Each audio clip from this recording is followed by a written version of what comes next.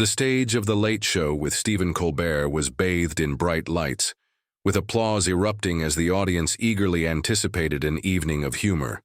Millions more tuned in from home as two prominent figures took their seats, Stephen Colbert and Caroline Leavitt. No one could have predicted what was about to unfold. But before we get into that, make sure to comment where you're watching from and subscribe so you don't miss any of the latest stories. Stephen Colbert, with his trademark confident smile, sat comfortably in the host's chair. His eyes gleamed, with a mix of intelligence and sarcasm. A master of satire, Colbert had spent over 2 decades turning political issues into sharp-witted commentary. Across from him sat Caroline Leavitt, the youngest press secretary in White House history. Her platinum blonde hair and piercing gaze signaled she was ready for a challenge. Fiercely loyal to the Trump administration, Leavitt was unafraid to speak her mind and confront anyone who disagreed with her.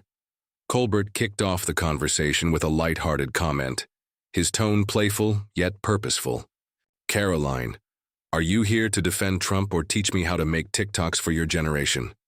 The audience burst into laughter, applauding his jab, but Leavitt remained unfazed. She leaned forward, flashed a cool smile, and fired back with precision. "I'm here to speak the truth, Stephen. Something you might not have attempted after 2 decades of turning everything into a punchline." The room fell silent, with only murmurs of surprise replacing the earlier laughter. Colbert had not expected such a swift and direct response. The atmosphere shifted from light-hearted to tense as the cameras zoomed in on the audience, some mouths agape, others whispering to each other. Colbert, though momentarily caught off guard, quickly regained his composure. He leaned forward, hands on the desk, flashing his signature sarcastic smile. "The truth, huh, Caroline? So, tell me, has satire changed the world, or do you think your White House speeches have that power?" The audience chuckled, some clapping, clearly still on Colbert's side. But Leavitt remained steadfast, sitting up straight, arms crossed, and eyes locked on him. "Satire," Leavitt began, her voice calm but cutting, "is just an excuse for you to avoid responsibility. You mock everything, politics, people, even serious issues. But what have you actually accomplished? You make your viewers laugh, they go home, and the world stays the same. Meanwhile, I stand before the press every day, answering real questions, giving real answers, and defending what I believe in." "What I believe in." She paused, letting the weight of her words settle. A few scattered claps rose from one corner of the room, but most of the audience remained silent, waiting for Colbert's reply. Colbert, not about to let Leavitt claim the upper hand in his domain, let out a soft laugh, half genuine, half theatrical, the kind he often used to ease the tension. "Caroline, I'm not dodging anything," he said, his confidence returning. "Laughter is my weapon. I expose the truths people like you want to hide, the failed policies, the empty promises of the administration you serve. I don't need to stand behind a podium to change how people think. I do it right here every night with millions watching." The crowd erupted in applause, cheers ringing from the front row. Colbert nodded, as if scoring a major point, but Leavitt remained unshaken. She tilted her head and offered a thin smile, one that signaled she was ready to deliver her counterattack. "Really, Stephen?" she asked, her tone both mocking and challenging. "So, what have you actually changed, besides making people laugh for 30 seconds? You claim to expose the truth, but all I see are cheap jokes at the expense of those trying to do real work. I fight the press, Congress, and the world to defend what I believe is right. And you? You sit here in a safe studio, making money mocking others without ever putting yourself at risk." She stressed each final word, her gaze piercing through Colbert. The audience shifted, the laughter fading into whispers. Some nodded in agreement, while others exchanged confused glances. Colbert maintained his smile, but a flicker of irritation flashed across his eyes. He tapped his fingers lightly on the desk, a subtle habit known to loyal viewers as a sign that he was preparing a comeback. "Caroline," he said, his tone now more serious, "you say I don't put myself at risk. I've been criticized, threatened, and sued for what I say on air. I don't just sit here reading a script. I question people in power, like you and your boss, and I do it my way." Leavitt didn't let him finish. She cut in, her voice rising slightly but still perfectly controlled. "Questioning? No, Stephen. You throw stones and hide behind laughter. You don't face real consequences. You've got a team writing your scripts, a room full of people ready to clap for anything you say. I'm different. I stand alone in front of hundreds of reporters every day, no script, no hiding place. You call that risk? I call it privilege." She paused, locking eyes with Colbert, letting her words hang in the air. The scattered applause from Colbert's loyal fans faded, replaced by a shift in the crowd's energy. Some began to look at Leavitt differently, not just as a young guest, but as a formidable opponent. Colbert pursed his lips, clearly searching for a way to regain control. He leaned forward, attempting to slip back into his familiar satirical style. "Caroline, you make it sound like I'm some clown in a circus," he said. "But if I'm not doing anything, why are you here on my stage defending your honor?" He winked at the crowd, hoping to bring back the laughter, but Leavitt didn't take the bait. She shot back instantly. "I'm here because you've mocked what I and millions of others believe in, Stephen. You think it's a joke, but to us it's real life. You can laugh, but don't expect me to sit quietly while you turn it into a circus."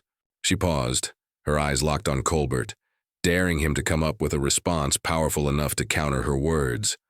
Colbert took a deep breath, attempting to lighten the mood with a quip. "Okay, Caroline, you're tougher than I thought, but we're just getting started, right?" He smiled, but this time the audience's laughter was sparse, not enough to drown out Leavitt's strength. She nodded slightly, as if agreeing, but her eyes made one thing clear. She was ready for whatever he threw next. Stephen Colbert kept the smile on his face, but it no longer felt natural. His fingers tapped faster on the desk, a clear sign that Leavitt's last line had struck a nerve. The audience sat still, their eyes shifting between the two, waiting to see who would make the next move. Colbert, with the seasoned instincts of a veteran host, tried to regain the upper hand. He leaned forward, his tone laced with sarcasm. "Caroline, you talk like I'm the enemy of truth, but I'm just a storyteller through laughter. What about you? What story do you tell standing behind that podium?" Leavitt didn't respond immediately. She took a deep breath, uncrossing her arms and resting her hands lightly on her knees. Her gaze remained fixed on Colbert, but now it carried a deeper resolve. "Fine, Stephen," she said, her voice calm but sharp like a freshly honed blade. "You want a story? I'll give you one, not to make you laugh, but to make you understand." The audience murmured, some leaning forward, curious about where she was going with this. Colbert wasn't sure if this was a chance to slip in a joke or the prelude to another attack. "There was a guy I worked with," Leavitt began, her voice slow but steady, as if each word was carefully chosen. "His name was Jake. He was young, smart, and believed in what we were doing on the campaign. He wasn't the one in front of the cameras, not a spokesperson, but one of the quiet workers, writing speeches, organizing events, making sure everything ran smoothly so people like me could step onto the stage. Jake was the kind of person you'd never notice, Stephen, but without him we wouldn't have gotten far." She paused for a beat, her eyes scanning the crowd to ensure they were listening. The studio fell silent, with only the faint sound of breathing from the audience. Colbert opened his mouth, perhaps to crack a joke and break the tension, but Leavitt raised a hand, signaling him to wait. He shrugged, leaned back, and let her continue. "Jake worked tirelessly," she said, her voice starting to carry a hint of emotion. "He believed we were fighting for something bigger than ourselves, a vision for this country. But then one day, one of your jokes, Stephen, or someone like, you changed everything." Leavitt leaned forward, her gaze now intense. "Your show did a segment on our campaign. You called us fanatics and Trump's puppets. Your audience laughed like they always do, but Jake, he got caught up in that joke. Someone filmed him working backstage, added funny captions, and turned him into a laughingstock on social media. He wasn't a celebrity. He didn't have hundreds of thousands of followers to fight back. He was just a regular guy, and suddenly, the whole world knew him as a fool. Colbert pursed his lips, clearly uneasy with where this was headed. His eyes darted between Leavitt and the audience. "And then what?" he asked, trying to sound casual. "What's that got to do with me?" "I'm not done," Leavitt replied, her voice firm, cutting off his attempt to steer the story. "After that video, Jake got fired. Not because he did anything wrong, but because of the public pressure from people who thought laughing at him was harmless. He lost his job, his dignity, and for a while, his faith in what he'd been fighting for. He told me he felt like the whole world had turned on him, all because of a joke he never signed up for." She paused, letting the words sink in. The studio was now dead silent. No murmurs, no laughter. "But here's the important part, Stephen," Leavitt continued, her voice now carrying new strength. "Jake didn't give up. He came back and worked with us again, not for the money, but because he believed in what we were building. He didn't need the spotlight or applause. He just needed to know his work mattered. And today, he's one of the people I trust most, not because he's the best, but because he's loyal. Because he understands real success isn't about fleeting laughs, but about building something lasting with people who believe in you." She sat back, her eyes never leaving Colbert. "That's the difference between you and me, Stephen," she said, her tone now steely. "I work with people like Jake, people who put their hearts into what they believe. And you make a living turning them into punchlines, then forget them when the stage lights go out. You call that storytelling? I call that sabotage." The studio fell into complete silence. The whispers were gone, replaced by wide-eyed stares shifting. Between Leavitt and Colbert, some nodded faintly as if agreeing with her. Colbert tried to jump in, his voice now a bit rushed. "Caroline, I don't target individuals like that. I go after the system, the people in power like you and your boss.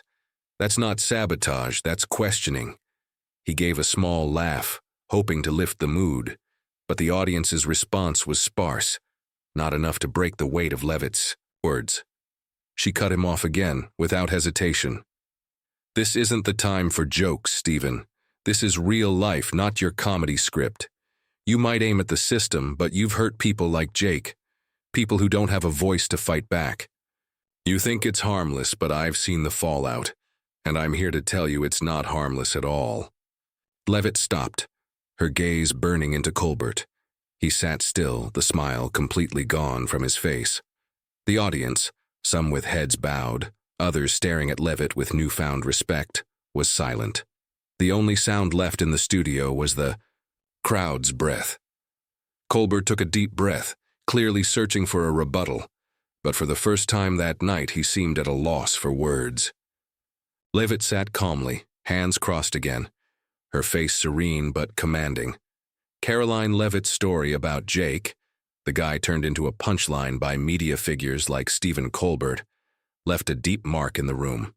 The audience's eyes shifted, between admiration for Leavitt and unease toward Colbert.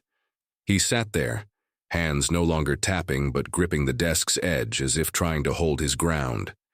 His trademark smile was gone, replaced by a rare, tense expression. Leavitt, in contrast, sat upright, arms crossed, her sharp gaze like an arrow, notched and ready to strike its final target. Colbert took a deep breath, attempting to reclaim the mood by slipping back into his familiar style. "Caroline," he said, his tone aiming for lightness but betraying a slight tremor. "I'm sorry for what happened to your Jake, really, but you can't blame me or anyone in this business for every consequence out there. We do this to entertain, to make people think, not to ruin someone's life." He shrugged, offering a weak smile, hoping the crowd would clap like they always did. But this time, the applause was faint, scattered, and quickly faded into the thick silence. Leavitt didn't let him off the hook. She leaned forward, her eyes locked on Colbert, her voice low but brimming with power, like an undercurrent ready to swallow everything. "You're sorry, Stephen?" she asked, her tone tinged with mockery but unrelenting. "You say you don't mean to ruin anyone, but have you ever asked who's behind your success?" The outcome was still in the air.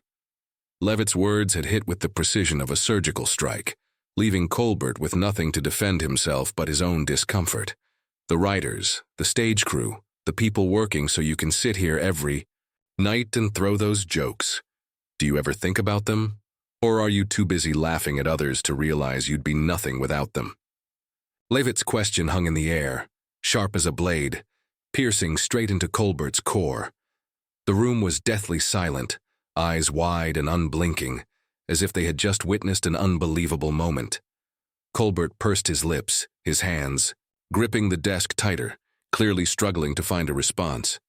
He opened his mouth, his voice faltering slightly. "I don't deny my team, Caroline. They're amazing, and I'm grateful for them. But I'm here to do my job, make people laugh and ask questions. I'm not a hero, and I don't pretend to be." He gave a small laugh, trying to slip back into his humorous style, but the smile now looked forced, lifeless. Leavitt didn't give him a chance to escape. She fired back instantly, her voice rising slightly but still perfectly controlled. "That's exactly the problem, Stephen. You choose laughter over responsibility. You think you're clever, sitting here safe in this studio, with an audience clapping at every punchline. But I see something else. I see a man hiding behind witty remarks because he's afraid to face the real world, afraid to stand for something, afraid to own what he causes. You call that a job? I call that cowardice." The audience's breathing seemed to stop. Colbert's eyes widened, his face stiffening. The usual confidence was nowhere to be found. He opened his mouth, about to say something, but no words came out. Leavitt sat still, her gaze burning into him, unwavering.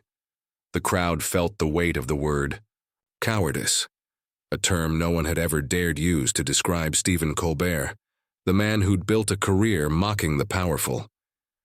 But now he was the one cornered. Colbert cleared his throat, trying to regain his composure. "Caroline," he said, his voice shakier now, "you're turning me into the villain in your story. I'm not hiding from anything. I put myself at risk, every day, criticized, hated, to say what I believe is right. You might not like how I do it, but don't say I'm not accountable." He looked out at the audience, hoping to find support in their eyes, but all he got were blank faces, curiosity, and a few hesitant nods tilting toward Leavitt. She didn't let him finish. Briskly, Leavitt cut in, her voice now ringing like a bell, clear and irresistible.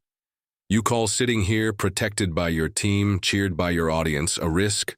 I face hundreds of reporters every day, Stephen. No script, no friendly crowd, no place to hide. I put my career, my reputation, and my beliefs on the line with everything I do.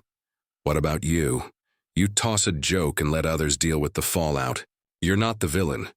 You're just not brave enough to truly stand up." The studio was devoid of applause, laughter, or any sound beyond the hurried breaths of the crew frozen behind the cameras. Colbert bowed his head for a second, his hands releasing the desk's edge and resting on his lap, as if he'd just been defeated. He looked up at Leavitt, his eyes no longer sarcastic but carrying something deeper, perhaps confusion, perhaps acknowledgement. He opened his mouth, but this time, no quip emerged, no rebuttal.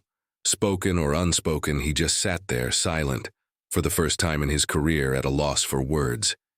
Leavitt sat back, her hands crossing again, her face calm but her eyes still ablaze. She didn't need to say more. Her question, her argument, had done what no one expected. It had rendered Stephen Colbert, the master of words, completely speechless.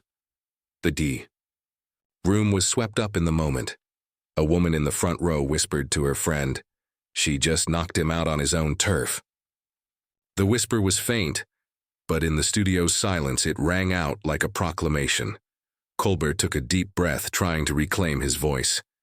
"Caroline," he began, but his voice cracked so weakly it was almost inaudible.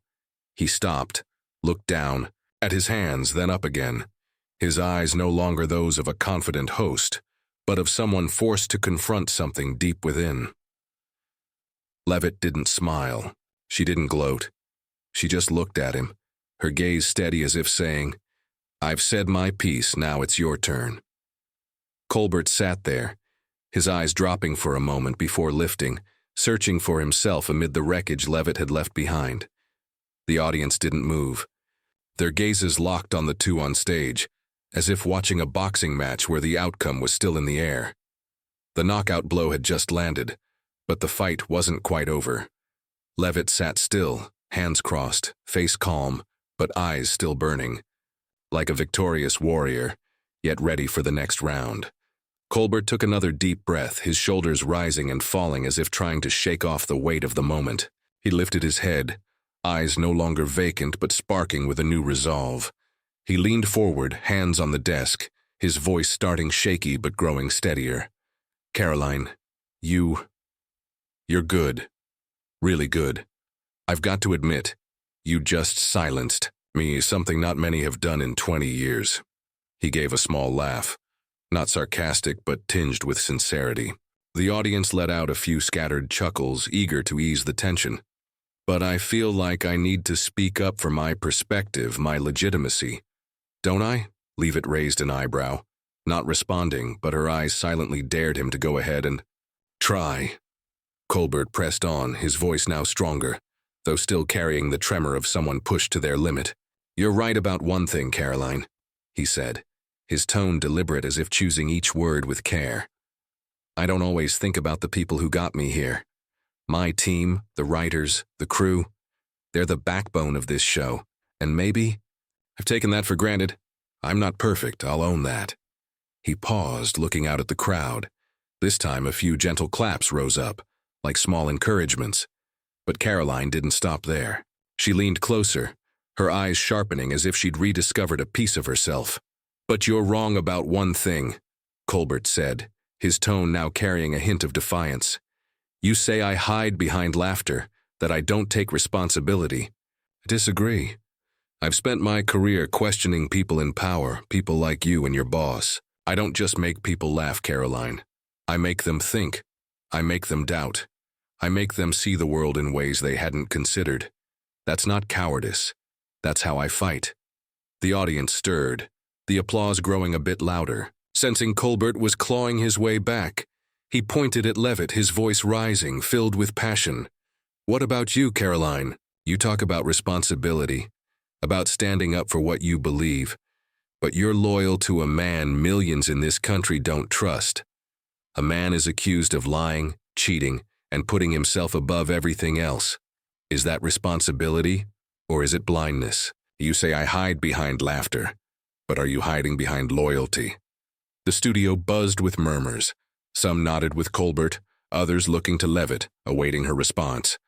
This was his strongest counter of the night, a final push to turn the tide, to prove he wasn't entirely cornered. The cameras panned to Leavitt's face, and for the first time that night, she smiled. Not a triumphant grin, but a calm, almost knowing one. She leaned forward, her voice still steady but brimming. With authority, I've been waiting for you to ask that, Stephen. She paused for a beat, letting the words sink into the audience. Then she continued, I'm loyal to what I believe is right, not just to a person, but to a vision for this country. You might not agree with me, my boss, or the millions who support us, but at least I'm not hiding behind anything. I stand in front of the world every day, no script, no friendly audience, and I say what I believe, whether I'm hated, criticized, or mocked by people like you. That's the difference between us. You might make people think, but I make people act. Leavitt's words rang out like a declaration, not just answering Colbert, but reinforcing her stance. Colbert sat back, his eyes no longer defiant, but carrying a hint of reluctant respect. He nodded slightly, as if conceding her counter had parried his perfectly.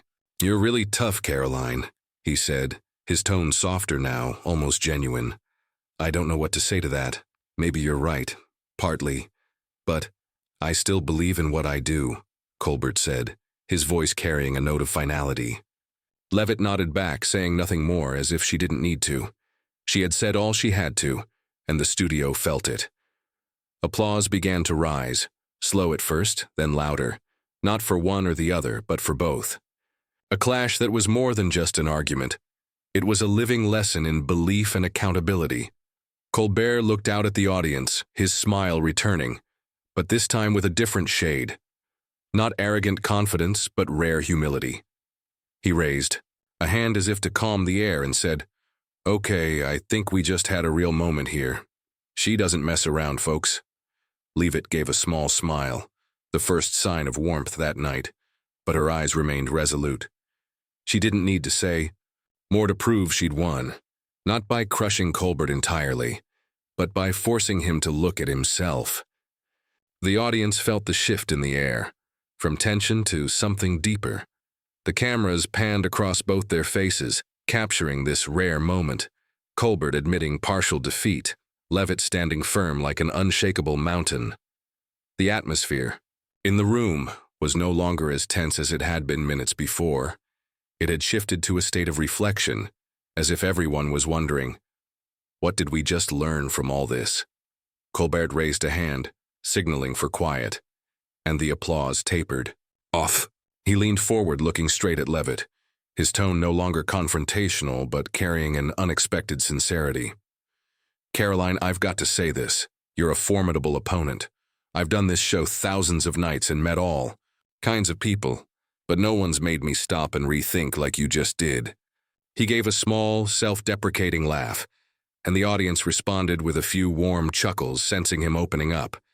"You're tough, you're smart, and you don't hold back. I respect that, I really do." Leavitt nodded slightly, showing a trace of softness for the first time that night. She smiled, not a victorious smirk, but the smile of someone who knew she'd been heard. "Thank you, Stephen," she said, her voice gentler but still holding its inner strength. "I didn't come here to take you down. I came to say what I believe is right, and I think we've had a real conversation, something that doesn't happen often on TV these days." The audience broke into soft applause, some nodding in agreement, as if they felt the authenticity in her words. Colbert nodded, his eyes now showing genuine curiosity. "So, Caroline," he said, "if I've learned anything from you tonight, what is it? What do you want me, or this audience, to take away when we leave here?" He gestured to the crowd as if inviting Leavitt to deliver a final message, not just to him, but to everyone watching. Leavitt took a deep breath, her hands uncrossing and resting lightly on her knees. She looked at Colbert, then turned to the audience, her gaze sweeping across each row as if speaking to every single person there. "Success isn't about who laughs louder, Stephen," she began, her voice slow but resonant. "It's not about who talks more or who gets the most applause. Success is about who's still standing when the laughter stops, when the stage lights go out, when all that's left is what you've built and the people still by your side. That's what I've learned from my work, from people like Jake, and that's what I want you and everyone here to think about." The audience listened, some nodding slowly, others whispering to each other as if Leavitt's words had struck something deep within them. Colbert leaned back, his eyes on Leavitt with unmistakable respect. He nodded, as if processing what she'd, and then replied, "You know, Caroline, I think you just taught me, and maybe this audience, a lesson I didn't expect when we started tonight. I always thought laughter was how I made my mark, but maybe you're right. There are things that matter more, like the people standing behind you." Leavitt gave a small smile, saying nothing more, as if she knew her message had landed. Colbert continued, his voice now carrying a rare sincerity. "I don't agree with you on everything. God knows. I don't, but I've got to admit you have a way of making people rethink. Maybe I underestimated you, and I'm sorry for that," Colbert said, extending his hand in an unexpected but natural gesture. Leavitt shook it, a firm handshake full of mutual respect. The audience applauded again, starting slow, then growing louder, not to cheer a winner or loser, but to honor a moment where two people from different worlds found common ground. Colbert, with his genuine smile, and Leavitt, with her steady gaze.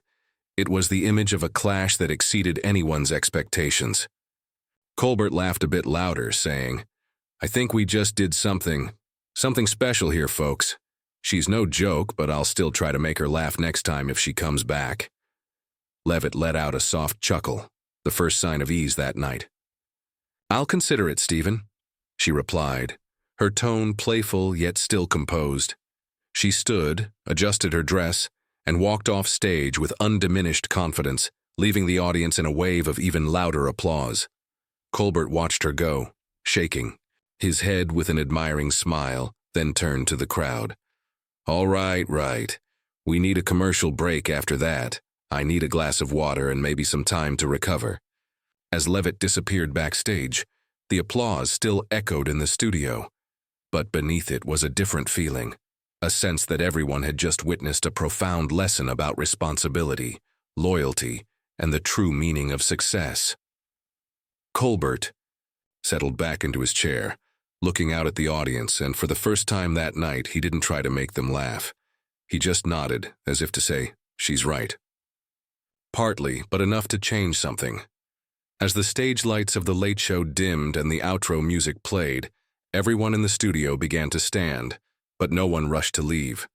Murmurs spread through the room, not the shallow chatter after, a typical comedy episode, but lively emotional discussions. A middle-aged man in the middle row turned to his friend, whispering, "She just made Colbert rethink. I've never seen him like that." A young woman nearby nodded, adding, "I don't like Trump, but she's got a point. There's something really powerful about her." Such whispers echoed everywhere, blending into an unstoppable wave of reflection. Beyond the studio, the clash's impact quickly spread outside as the broadcast ended. Social media erupted with reactions, from live attendees and viewers at home. On X, the Leavitt versus Colbert shot to the top trends, with thousands of posts appearing in minutes. One user wrote, "Caroline Leavitt just turned Colbert's stage into hers." That wasn't an interview. It was a knockout. Another post from a loyal Colbert fan countered, "Colbert didn't lose. He gave her space to talk and kept his humor." That's his style. The online debate split into two clear camps, one hailing Leavitt as the Gen Z hero who took down old media, and the other defending Colbert as the unshakable satire king. Mainstream media didn't sit on the sidelines either. Articles popped up right after, with attention-grabbing headlines like "White House Press Secretary Silences Stephen Colbert and the Late Show Showdown. Who really won?" A commentator from a major outlet wrote, "Leavitt brought a new style of debate, blunt, uncompromising, and unafraid to face giants like Colbert. She's a symbol of a generation that no longer fears traditional media." Meanwhile, another analysis backed Colbert, stating he didn't lose. He chose to listen, and that's what a smart host does when facing a tough opponent. Despite differing angles, all agreed on one thing. This was a memorable event, not just for its drama, but for the deeper meaning it carried.